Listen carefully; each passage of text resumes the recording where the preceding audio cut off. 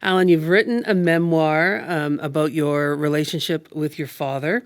And now this one is lighter, but it's still gives people a lot of access to your life. Mhm. How is that for you at this point to still open up so much and give us so much access to you? Well, I sort of thought over the years, in writing these books, I've realised that a lot of what I feel has been my most successful things as an artist of any kind has been when I've really let myself come through and really been open about my life. And it's not necessarily that that's a book, but also certain roles I've kind of revealed more about myself or feel more connected to. So in a way, I really like doing these books because I feel that it's a path that I'm on as an actor and as a writer to be more to connect with an audience, and so I think by telling more about your authentic self, then that helps that path. Do you ever worry or have hesitation given the world we live in now and the way people troll online and all of that? Does that ever make you think about it before you let it go? Well, I mean, I think whatever you do, if you're well known, not just writing about yourself, but just being out in the world and just doing a quote for somebody on a red carpet, that can set off a absolute crazy international media storm, Or I made a throwaway comment about Brexit, and that really really offended people earlier this year. And it was really a joke, and I but I get it. So in a way, I actually would rather be more. The good thing about writing a book is that you consider it more, and it's more. You actually sit down, and you look True. over it, and you read it again. You think, no. So, but no, I am never really worried about speaking out. I think actually it would be detrimental to my health not to. Now, when you look at the new book, which is beautiful, it's got a Yes. beautiful weighty feel in the And hand. everyone talks about how heavy it is. The first interview I did, this girl went, "It's so thick and it's so heavy." I was like, "If I had a nickel." Oh boy, I wish we were on. I wish we weren't on public radio. We could. Oh, we have to We cut could that totally bit. go with that. And it's the beautiful glossy pages. But as you go through it, before you read it, when you just look at the pictures, it looks like wow, Alan Cumming has a lot of fun. Have you always been the kind of guy that seeks that out? Yes, I have. I've always sought fun. And I just, I think it's a thing about, it's a choice about what you make, about if you're prepared to have fun, if you're able to have fun, open to fun and joy. And I think I'm just one of those people that I decided a long, long time ago I wanted to be that kind of person. So like yesterday, I arrived this morning from Los Angeles, and yesterday it was gay days at Disney World. Oh, And so I did a talk thing in the evening there, but I went into the park with some friends and had an absolute blast. I love it. I was on the teacups screaming my head off. And I just really, I think I love the fact that I'm in my 50s and I don't care. I don't feel that's inappropriate. I actually and I think also when you are someone like this that has fun and joy, it encourages people around you to sort of, it's infectious. And I like that too. I like that I relax people. it does. Everybody then gets freed up Yeah. to jump in the teacup with you. Yeah. I can't wait to see that picture of you in the teacup. It's a good one. It's on my Instagram. It's a video actually. So, Oh, yes. I will definitely be checking that out. And that notion of taking pictures along the way, can you talk about the very first time a camera came into your hands? Well, I was a little boy. I was about 10 or something, and you have these church fairs in Scotland, a fete we'd call it, and there's a tombola. It's like a raffle, and I'd bought a ticket, and then I didn't think anything more of it. Everyone bought tickets, and then a man came. I was cutting the grass outside our house, and a man came out in his little car and came up to me, and I was sort of thinking, "What's this?" I was a very sort of anxious child. My dad was really very domineering and violent, and so I was always a bit, on edge around the home. So this man came up to me and went, "Do you know an Alan Cumming?" And I was like, "What?" And he went, "Do you know an Alan Cumming?" And I said, "I am he," like that. I never said that before, but I said, "I am he." But it came out all like really high pitched. And anyway, this man, he said he gave me this camera. It was a plastic Kodak Instamatic camera inside a plastic box, and it was a plastic roll of film. and it was just a plastic extravaganza. And I was just so excited. I'd never won anything before, and it was just. I can remember thinking, this is how I can express myself. I can do. I can. This is like the most, because it wasn't just like a toy. It was something that I would be able to, show my life to people. Because I don't suppose I really realized it at the time, but I was unable to be open about I was talking to someone the other day about this. If you're in an abusive situation, one of the things that you find yourself doing is protecting the abuser. Right. And I did that with my father for so long. I mean, we all did. My whole family did. So in a funny sort of way, I connect taking photographs with showing the truth. Isn't that interesting? Did you have that affinity with photography before getting that camera, or was that like one No, of those and moments? no, it was really that was kind of the thing that got me going. But then, of course, it was short-lived because my dad wouldn't let me. I write about this in the book. There's a few photos that I put in the book to show my bad framing. I could never I would always frame people to the left. So there's this story called "To the Left, to the Left," and I went, and then it was expensive to get the pictures developed at the chemist, at the drugstore. So when the first one came and he saw that I'd framed everybody to the left, sheep, him, my granny, he wouldn't let me. He sort of confiscated the camera.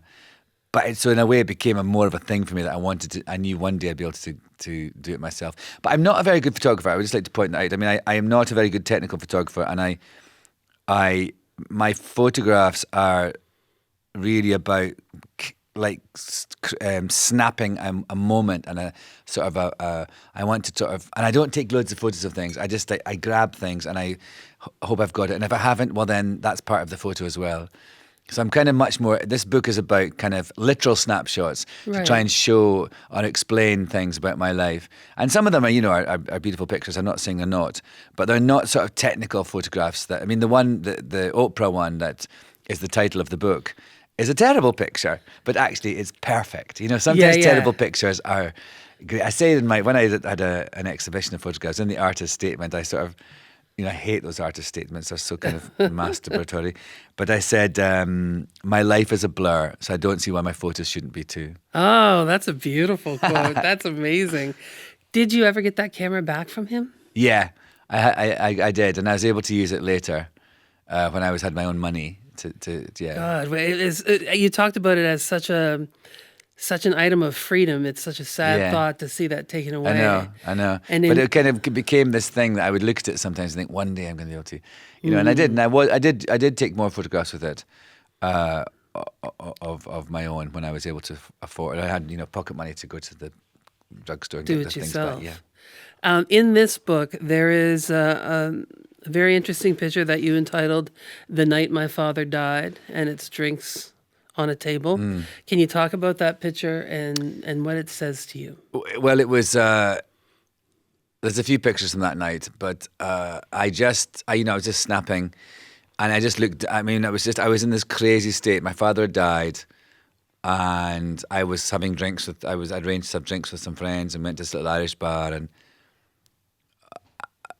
I still went, and it was just, I mean, it just felt like I remember just sort of kind of looking down a lot at the table. And I take a lot of pictures looking down, actually. I take a lot of pictures of feet. I didn't realize how much of a foot fetish I had until this book came out. There's enormous amounts of feet. But I just took that just seemed to me like, this is how I'll remember this night. The kind of the glasses and the napkins and how many drinks I'd had. And it just seemed to me the perfect, the essence of that evening for me. And also I think on purpose, I could have just said, drinks on a date. But actually, if you say the night my father died, this is what I was doing. And it says a lot about how I needed to self-medicate that night. And also, I wasn't being calm and I wasn't sitting in, it was a troubled relationship. And it had been very, very troubled just before he died. He did something insane. I wrote about it in my last book, He told me I wasn't his son. So it was pretty troubled. So in a way, I love that picture because it's sort of, a little snapshot, but it says an awful lot.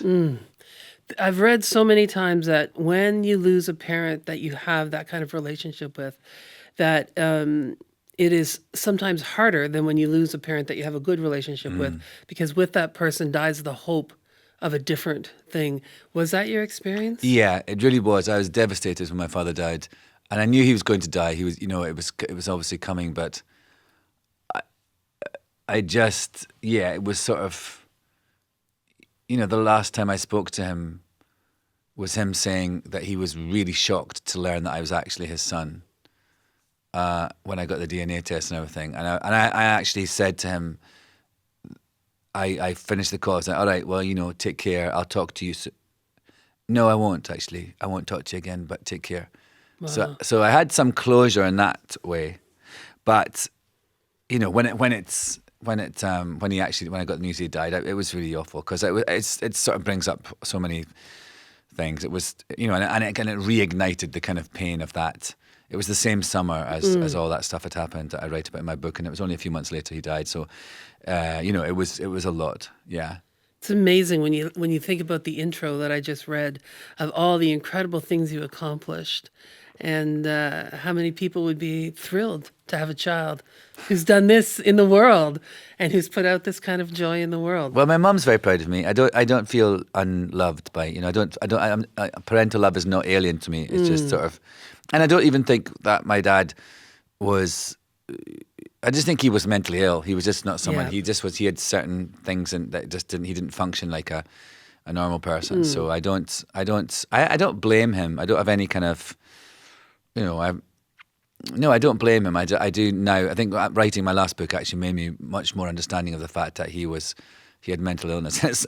And then I realised, of course, that my grandfather, who I also write about in the book, who killed himself in Malaysia playing Russian roulette. Oh, So he was obviously a boy. bit damaged too. So I've got mental illness on both sides of my family. So that's something to look forward to. Now, there are images in the book of, your parties, your travels, your celebrity friends, your non-celebrity friends. Were you making a conscious effort to document life as you went? Or did you just at some point realize, oh, look, I've got... Well, it's sort of a combination, actually. Some of the pictures I thought this is a great picture, and also some I thought this is a good story. I mean, there were some of these stories I've been telling for a while, or I've been writing for a while, but really, I wanted to try and make a broad spectrum. Like, I didn't want it to be too. It is quite celebrity heavy, or I guess some of the big stories are, but it's not. But there's lots of stuff that isn't. I didn't want it to be just like, oh, here me and my fabulous friends. I actually wanted it to be more of a cross section of my whole life. And so, there's a big, huge thing about doing a road trip with my dog, and there's, stuff about an ex-boyfriend who ran a marathon, and all, there's lots of different things. And I just actually, but there's also like me and Liza Minnelli and our friendship, and going to spend the weekend with Gore Vidal, and sort of, but they're not all hopefully fluffy, frothy things. I actually try to, well, in certain situations, I'm quite critical of some of these people, and I tell what my experience of them was, and it's not always utterly positive. But actually, sometimes that gives you a chance to analyze things and to make more of an understanding about yourself. Do you do that with the pictures? I know some people who journal, it's just, for some people, it's just to keep a record. For others, they actually go back and try to figure things out about themselves and plan better for the future. Yeah, I think sometimes I look at pictures of myself or other people actually when I'm looking over my photos, and I think, wow, look how they were looking then. Or, there's actually some pictures of an old girlfriend of mine who, there's a lovely picture of us in the book, but I've got pictures of her. And I realised she was really sick. We both of us realise that now. She was actually really sick. She got TB actually, and this is in the months before that, and you can see it. You think when you look at a photo, you think, oh my God, look, or like when someone's really skinny or something, or you can just think, why did we not notice? Yeah. But it could be emotional damage as well. It's not necessarily a physical thing. But I think that's a really important thing when you look back at photographs, just because so much is going on. And also sometimes the other thing that photographs do, and I mentioned this in one of the stories, is that sometimes they're confusing. Like sometimes you see an image and you're like, oh my gosh, and that's not at all what was happening at that moment. Right, yes, But you just catch a snatch of it, a nanosecond that suggests something completely different. And I really like that too. There's a photo called Secrets and Lies, and it's just two of my friends, Susie and Ashtar, in London. I went to lunch one Sunday lunch, and we're in the garden, and I took a picture, the two of them, Asha's sitting down, she's kind of biting her fingernails, looking away, and Susie's at the sink, and it looks like the most torpor-ridden, suburban, angsty thing. And it's actually, we're having a laugh. But I just caught them both at a moment, And so it's not always what you see. Exactly. If you think about not just the book, but all your collection of photos, what is the photo that for you captures the essence of fun? And maybe think just in terms of the book so that the listener can look at that picture too. Well, there's a lot of pictures that are ones that I've taken going out. I call it After Dark. There's a whole section I talk about After Dark, and a lot of those are really. I mean, I love going out. I love having fun, and I love kind of capturing certain moments. But there's a lot. There's ones like there's a guy called Carmine I write about. He's my security guy when I do things on Broadway, and we have such a laugh together. Like I love him so much. And there's some really nice pictures of. I realise he's always biting my ear, and whenever we start working together on a new play, everyone thinks he's my boyfriend because he's this Italian guy, and he's so we're very touchy with each other. We hold hands when he wants to get me out of a place, he takes my hand and just walks off, and it's great. He leads you through a thing. I mean, that's what you're supposed to do. But for some people, when they don't quite grasp the situation at the start, he just thinks he's my very butch boyfriend, and and so I love the fun I have with him, and I love actually. I think a lot of the relationships I talk about in my books, my friendships, I realise are quite unexpected. That I think like Carmine and I. There's no reason we would ever have met had it not been for this weird scenario where I had to have security and he suddenly was there, and I asked if he could be my security guard. And then me and Liza Minnelli, that's so crazy that I would be her friend. And well, it's not, I mean, kind of as we met and we did some work together, but the fact that I met Liza Minnelli is such a bizarre sort of thing for me to consider, considering where I was from and how old I was before I came to America. So a lot of the friendships in it I think are about sort of oddballs and coincidences and things that might not have been logical. So, and I really, really like that about it. And I think that's where a lot of joy can come because, it's not sort of preordained and it's not overly self-conscious. Just whimsy, which is such a beautiful thing. I love whimsy. That's such a great word, yeah. And you named it, You Gotta Get Bigger Dreams. Yes. Can you tell the story of that? I can. So my friend Eddie, who features quite heavily in the book actually, and who's been on since this book came out and I've been telling these stories and going on talk shows, he's on a media frenzy. And actually I went on, do you have it Live with Kelly in Canada? Yes. So I went on that and I told the story. And then the next day, what they do is they there's a quiz question for the audience or a caller in, and they ask a question about what happened the day before. Yeah. Right. So I'll tell you that. I suppose I'll tell you that bit at the end of the story. So anyway, Eddie's obsessed with Oprah, utterly obsessed, has been for years. And I used to always rib him about it. I said, you're like a supplicant, you're like a young nun, and Oprah is your goddess. And I would sometimes, those Yo Mama jokes. Yeah. I would sometimes replace Yo Mama with Oprah and tell him those jokes just to piss him off. Oh my God, that's hilarious. It's terrible. And anyway, so one time. And I like Oprah too, but I wasn't on the frenzy level as Eddie was. So one time, Elie Wiesel, the philosopher and concentration camp survivor, an amazing man, his foundation was honouring Oprah, and they were going to give her this award, and I was invited, and so I took Eddie as my date because I knew he would just wet his pants. So I did, and I got Grant, my husband, I got his swanky camera to take with me because Eddie was obsessed with the idea of wanting a photo with Oprah. And I was like, I'm not going to guarantee that, Eddie. I just can't guarantee it. But I'm going to take my camera just to take photos of us. Maybe. But I'm not going to guarantee you getting a selfie or whatever with Oprah because people do that to me, and I know that it pisses you off sometimes when we were having drinks. And he was like, I get it. Okay. I still want a photo with Oprah though.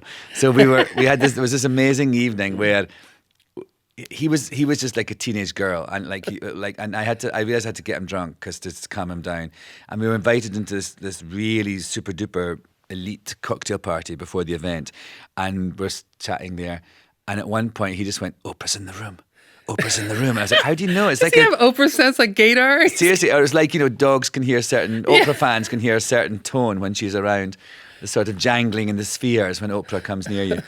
And then and there was a sort of a whirlwind. I could see a sort of whirlwind going around the room. And, I talk about this in the book, that often when famous people come into a party, it's like a whirlwind is happening, and then it kind of just a whirlpool, and they go away. Yeah.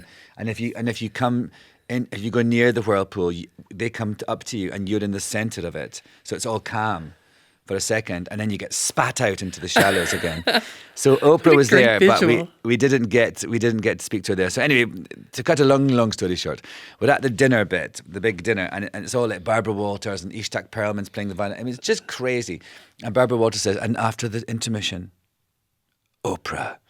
And we were all like, oh! And so Oprah, I'm kind of trying to zoom in on Oprah, who's very far away at the centre table with all like huge dignitaries, and get Eddie in the foreground. I'm trying to do all this, and all of a sudden Oprah stands out of my frame. I'm like, thanks, Oprah.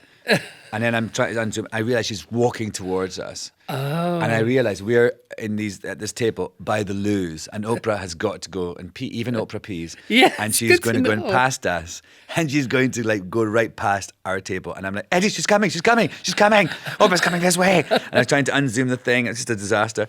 And I hear him saying in this little weird choir boy voice, Oprah, may I have a picture with you? It would be my dream. And Oprah just went, you got to get bigger dreams. And I was like, I took the picture, and it's terrible. Oprah's, half her face is cut off, but it's in focus. And then Eddie, his whole face is there, but it's completely blurry, because I still had the weird focus thing on. And so it's this terrible picture, not a very good technical picture, but as I say, it absolutely captured that moment, because Oprah's a goddess. She cannot fully be present. That's right. That's But perfect. and Eddie's a blur. But even in that moment, I thought it was really great, because I thought she dissed him, but then I actually believe she was able to impart some wisdom, even when she was Yeah. desperate for the loo, Yeah, Because he should absolutely. get bigger dreams. He shouldn't just dream to have a photo with someone. And in a way, she let him have the photo and released him from that to have bigger dreams. And was that what made you want to name the book after it? Well, no, I mean, I actually that was the name of that story. And it was kind of the first one that I gave them. And so the working title of the book was You Got to Get Bigger Dreams. And I was sort of like, I'm not going to call it that. I'm going to call it something else. But because I sort of felt it was like one of those self-help books, and I didn't want people to think that I would have done that. But anyway, I actually, as time grew on, I grew to love it. I grew to love the title because I think actually, you think it's sort of one of these, everybody rah rah rah, Yeah. aspirations, dreams, goals, and actually it's not that at all. It's actually telling someone, releasing someone from all that. And tell the story about Kelly. What happened on Live with Oh Kelly? yes, thanks. So I went on and told this story in a shorter form, of course, because it's daytime television. You have to be very quick. And so the next day, when they were doing the quiz, this lady was on the phone and they're saying, "So Alan Cumming was on the show yesterday, and the title of his book is You Got to Get Bigger Dreams. Who was it that said that inspired him to use it as the title of his book?" And this lady was on the phone, was like going, was his friend Eddie? Oh, Eddie must be just Oh, he's dying. loving it. He sent me the clip of it immediately. He videoed it off his telly. No, so he's become this kind of literary celebrity. Has his Twitter feed just gone through the roof? And there was at the party in New York. I had there was a picture of him holding the book with the picture of him and Oprah, and I put that on my Instagram. And that kind of I love when you tag your friends. If you're famous and you tag your friends on Instagram, they get what I call celebrity wake followers. Oh, They get a whole yes. spurt of followers, and actually it's sort of in other ways too. There's a celebrity wake is an interesting phenomenon. Oh, Eddie, I'm going to make it my dream now to get my picture with you, buddy. That's going to be my new dream. You tell stories about Elizabeth Taylor, Sylvester Stallone. You reference Glenn Close's back. Isn't that crazy, that Sweet back? lines. It really is. How does being a celebrity yourself affect your relationship with other celebrities? Oh, well, I think it's sort of, I was just at a thing actually this weekend, and as the evening wore on, kind of, the sort of famous actors all kind of huddled together. I mean, I think it's actually like any group, when you're with other people who do the same thing as you and have the same experience as you, it's quite nice to kind of just check in, and you don't have to explain certain things, and also you can talk Right. about things that you can't really talk with other people other than famous people. Are You there know? still people that you're in awe of, though? Are there still people that when they come in the room, you say, "Oh my God, this person's in the room"? Yeah, yeah. I had a bit of that this weekend. Like Bette Midler, I sat next to Bette Midler at dinner, and that was exciting. Wow. But then also, like, when I was doing my show, my cabaret, my thing, Alan Cumming sings happy songs. I did it in Edinburgh at the International Festival, and lots of people came, lots of crazy people came because it was the Edinburgh Festival. So things like Susan Boyle came backstage. We're like, Oh oh yeah. my God!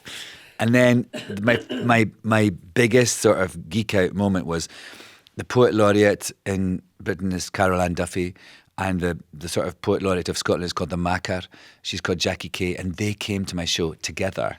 Oh wow. And then they came back. They came to the bar afterwards and said, we really loved your use of words, Alan. And I actually cried. So like that kind of, I actually Yeah. geek out more about things like that, like, and then like today, I was on a TV show and they did a live link to this Esther the Wonder Pig. There's this pig that lives in an animal sanctuary just outside, wow. about an hour away from Toronto, and I'm obsessed with Esther. And we've been tweeting back and forward a little bit, and they got Esther to be, because when they said it, I thought Esther was in the studio, and I would have cried if I'd met Oh Esther. wow. I've just got this. I think she's so amazing, and she's got 2 gay dads, and they founded this animal sanctuary, and they rescue abused farm animals. And it's all because they got this little pig, and they thought it's a beautiful story. They thought she was just like a little miniature pig, and she was kind of all sad, and her ears. This thing I always say, her ears were sunburned, and she had little finger, nail polish on, and someone just thought of her as a little doll, and so they adopted her to look after her and nurse her back to health. And then she started to grow and grow and grow. And now she's a 650 pounds pig, and so but it's this thing of their expectations were so wrong, and yet they just thought, all right, well, we love her. What we're going to do now? And so it changed their whole ethos on animals and everything. And I think it's just a beautiful story. And Esther just proven that big girls can be cute too. Absolutely, she's totally smoking hot. I love it. Now, you come from this small place in Scotland. You only came to the United States in 1998. Do you ever still feel like an outsider in the Hollywood world? Oh, absolutely, totally. I mean, yeah. I mean, in a good way though. I mean, and I also feel like an outsider in Scotland as well. Now because I spent Yes. so much of my adult life not there. Because I lived in London before I came to America. I mean, I go back all the time, and I have a flat there, and it's not. I mean, I'm not. I don't feel. I feel very loved and welcomed Yeah. there. My gosh, I mean, it's amazing. Actually, I do feel very, very, very loved by my country. But at the same time, I'm not. I go back and I'm like, what's that? There's all these things have happened. It's hard. You can't be completely in touch, even though I read Scottish newspapers and things and talk to Yeah. people. So, but in a way, I actually think it's a good place to be as an outsider, and I'm really intrigued. I've been talking about it a lot. It's obviously my next sort of phase, coming to terms with that. But I think my being an outsider in my own life has enabled me to write this book, for example, and have it's a sort of a quite a healthy perspective to be able to look at something and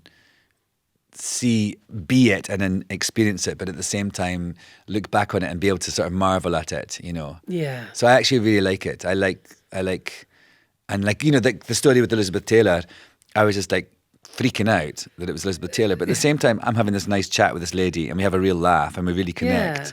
So I quite like it, and I think actually that's, people when they see me, people that I know in the Hollywood or in showbiz, I think they recognise in me that I've got a different perspective on things, and one that's probably a little more fun. When you kind of let that sigh out and say, "I'm home," where are you? Well, it's a moot question right now, Candy, because I mean, it would be in all of my life and the different places I live, it would be upstate New York. I have a place in the Catskill Mountains, and it's a really interesting thing because obviously it's in America, it's in New York State, but it's very, very, very like where I grew up in Scotland. In fact, when my brother came to stay with me for the first time there, he said, "You've bought your childhood."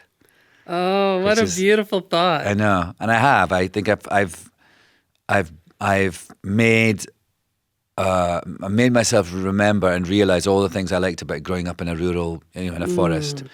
But I'm able to do it in my way and with my sensibility, with my rules. Like I've got a trampoline because I can have a trampoline.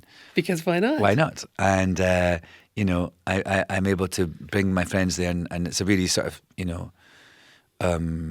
sacred place for me in a way. It's a real sanctuary, and it's very. I don't.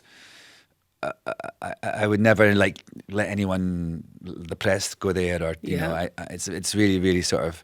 So, but actually, in terms of where I'm actually living, my husband and I've been renovating a house. We bought a townhouse in New York, in East Village. I live in East Village. We're living there for years in a flat, but we bought this townhouse, and it's taken so long. I hate it so much, like 3 years, and it's not. We're not going to be in it till beginning of January. So now we're in a rental place because we had to sell our. It's so boring. It's the rental that never ends. It's just insane. We bought it so we will have bought it in 2013, and we won't live in it until 2017. Oh, And I wish I'd never done it. You know what I mean? I wish we'd bought a flat that didn't need so much work. Yeah, it's all done. And I know that it's lovely, and I know it's going to be great, and the work's lovely, but I just, I can't. I never want to see these people ever again. Yeah, and I'm going to be probably bankrupt morally and financially by this experience. Now, don't do it, people. Don't do it, Canada. I want to talk about a series of photos in the chapter called Travels with Honey. And when you were just saying that you take pictures down, the first picture that came to my mind was this beautiful picture of your dog, Honey. And I love that you said, there she is, chin down and eyes up, perfect supermodel pose. And so many people who are listening in the Q community are animal lovers. So this chapter is really going to be important to them. She was a great model. She really was. She really understood what a camera did. And people would marvel at it. And also if I would take a picture of her and I would kind of not get it, I would say, oh, honey, do that again. And she would do it again. She would go back and pose in a certain place. Oh, they know. People say dogs absolutely know. And you traveled through small town America on a trip from Manhattan to Vancouver. Is that right? Yeah. Why did you choose to tell the story of this particular trip with Honey? Well, what happened was when it actually was happening, this was in 2004, and I'd been away in Australia making a film, and Honey couldn't come, and I'd broken up with this horrible person who then kind of, didn't want to be Honey's parent anymore. Oh. And so it had been a rough time for us both, and I was going to make this film in Vancouver, and I didn't want to fly her and put her in the hold. I just thought it'd be great to have like some daddy doggy time. So I drove her, but also I knew my friends were a little worried about me because I was, a little fragile, and the fact it was me going across this enormous odyssey on my own. Mm-hmm. So I said to them, "Oh, what I'll do is I'll do a little blog and I'll do it in the sort of private section of my website, and you can all log in and have a look and see how I'm getting on." So that was the start of it. That was really why I did it, was to sort of placate my friends who thought I was going, to be. He's going to drive into the desert. Yes, we're never going to see him again. He's going to be naked weeping on someone's lawn, or he's going to, be attacked by a gang of bikers.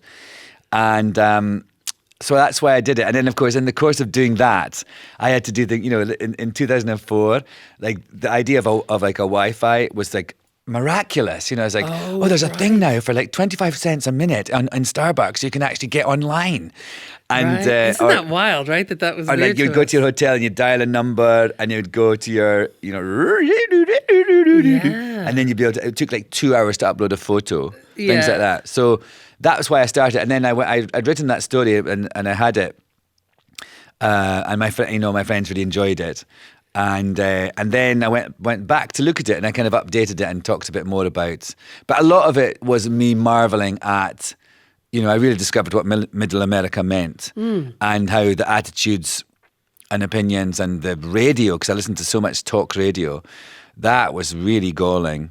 Really? Yeah, because, the more you get into the middle of the country, the less, what's the word, sort of filters there are about more blatant religious right-wing opinions everywhere. Right. And it was an interesting time because it was the time when, marriage equality was still being mooted. It wasn't, there was there's a lot going on about gay marriage. Was sort of the, in that election year was the big kind of hot topic, and I was really fascinated by all these people in these different talk shows who were saying like, I'm not, I don't support gay marriage, but I'm not homophobic. Oh. I mean, and I was just like, all these people who are angry that they were being called homophobic because they didn't want a certain type of person to have the same rights as them. I was like, that's Yeah. homophobic. Pretty much the definition there, Yeah. my friend. But they were really hurt that people would think they were homophobic just because they didn't believe gay people should have equal rights. And it amazes me that people who are insensitive are always so sensitive. Yeah, exactly. Themselves. Yeah, It's really. like, It was it was such an eye opener. And then I write about this in the book that I would turn over to NPR, thinking about at least I'll get a more balanced view then. And it was on the one day I did that, I really wanted NPR. The most virulent right wing thing was going on in the other channel. I came to NPR and it was our pledge drive. You know those pledge drives where they yes. it's like they wear you down to get them to write a check. And it's the most boring thing. And then, of course, on this book tour, I've been on NPR, and they were like, so you don't like our pledge drives, Alan? I'm like, no, it's like a war of attrition. You eventually wear me down, and if I hear one more about how I'll get an NPR tote bag, I've got so many of those. I don't want one. I don't want another one. And you wrote a chapter called Mandatory Selfies, and you were just talking about how, you'd have to do dial-up. In the world of selfies, you were way ahead of the game. You were out ahead of it. I really was. I have to say, I don't mean to be like, that guy, but I used to do selfies when it was just a camera and you had to and that's why I'm good at them, I think, because I'm very good at framing without seeing the through the lens or through the screen. And I really like, I think part of, this book and part of what photography is for me is recording something, recording a moment, and even recording something that you don't know what it is you're recording. It's just, you're there and what is this that's happening right now? And then you can sometimes see it and, I love looking at my camera after being on a night out and just seeing what you captured, got. and sometimes seeing things I don't remember having taken. And I really have always done that, and I actually think it's actually really good to try and not come too close with a selfie. Actually, to find out what's going on behind you, because there's one picture in the book that's. I'll go this bar in New York that I go to called Eastern Bloc, and my friend Darren's the DJ and he one of the owners, and I went to say hello to him and I took a selfie of us, and there's two boys making out right behind us wearing harnesses. Beautiful. I love that picture. Yeah, it's beautiful. And I didn't realize at all. And it was funny because the publishers were going, I really think we should get those boys permission, just in case. And so one of them I knew, he's called Hans, and I said, Hans, I don't suppose you'll have any recollection of who this was, but I really want to publish this picture. My publishers want to get the permission of the guy, and he's German, obviously. His name's actually not really Hans, but his porn star name is Hans Berlin, and nice. So he wrote me back. And he was very kind of, Alan, I always make a point of knowing the names of boys I make out with. In fact, I know his telephone number as well, and here it is. So I was like, result. Perfect. So I got both their permissions, and I really like that photo, so I'm glad that they were able to use it. It's beautiful. It was one of the photos where I said, ooh, what is going on there? I know. Isn't that great? I love that. It's great. In a way, when you look at the memoir, it almost seems like, and everything that you've done creatively, it's like your whole life is a show. There's this beautiful feeling of, even when you were coming in today, I was so excited and full of energy that you were coming, because it's like, this is going to be so fun, because everything you do puts that feeling out into the world. Oh, that's nice. Thank you. Hope I'm not I'm a bit jet lagged. Hope I'm not. No, you don't. Am I sparkly enough? You are lovely. You are all the glitter I had wanted you and expected you to be. Nice. Thank you. Yay. Do you have a sense of that that you love that feeling of being in the picture, of your life being this beautiful show? I feel, I don't feel it, I don't think of it quite that way. I understand what you mean, but I feel like I'm aware that I am infectious. My spirit is infectious, and I feel that people are drawn to me because I'm open and I'm unafraid. Yes, that's a beautiful way to put it. So I'm aware of that. But I don't think it's all a show. I sort of feel that's just who I am, and I think I sometimes choose to show that in certain things. But just in life in general, when I go around, I think it's more just about my spirit that people like. So, and I like that very much. It's a lovely thing, and it's loved. You know, like I say that thing about in Scotland when I go back. You know, to be loved by your own people is an incredible thing. I mean, it's really it's something that's I can't describe to you what it's like when certain like my favorite ever thing, the thing I'm most proud of at all is that my portrait is in the Scottish National Portrait Gallery. Oh, that is amazing. Yeah, and like it's like considered one of their treasures. I think it's a gift anytime that you're a human being, that when you enter the room, you change the emotional temperature in the room. Yes, That's yes, an incredible yes. gift Yeah. from whoever it is that bestows those exactly. gifts. Yeah. When you look The at the gods. memoir, I'll take to the final question here. When you look at all the pictures, all these incredible characters, from the queer scene to these beautiful dogs to your friends, your lovers, what is the picture, the most favorite picture in the book for you of someone you love? There's a picture of my husband that's Grant. I do a little thing about him, and there's some pictures of him coming out of the water. We went swimming near Niagara Falls once, and Honey, my dog, is looking at him because she's anxious. He's underwater, and he comes out, and I say, you know, it's kind of like how when he came into my life, it was just like this vision, this sparkly vision came into my. He wasn't wet, of course, but but then actually the picture I really like more is because he looks all hot and he has got a rocking body, but then over the page there's a picture of him at my birthday party at one time with Eddie, actually, the one in the Oprah story. Yeah.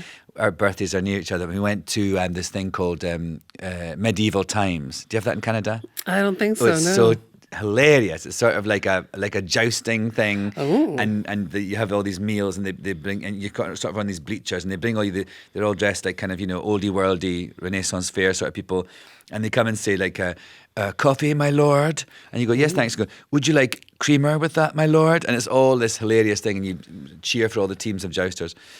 We went to that. Eddie and I had a joint birthday party at that. Nice. And there's a picture of Grant, and he's just got a funny little birthday hat on, and he's just smiling, and it's kind of a bit blurry. And I just love that picture so much because it's sort of I looked at it, I think we have such fun together. We really have fun, and I that's above everything, to love someone so much and to be able to have fun with them. I don't think it gets any better than that. I love love. Thank you so much for being so generous with your time Thank and you, with Kenny. your It's lovely to spirit. talk to you.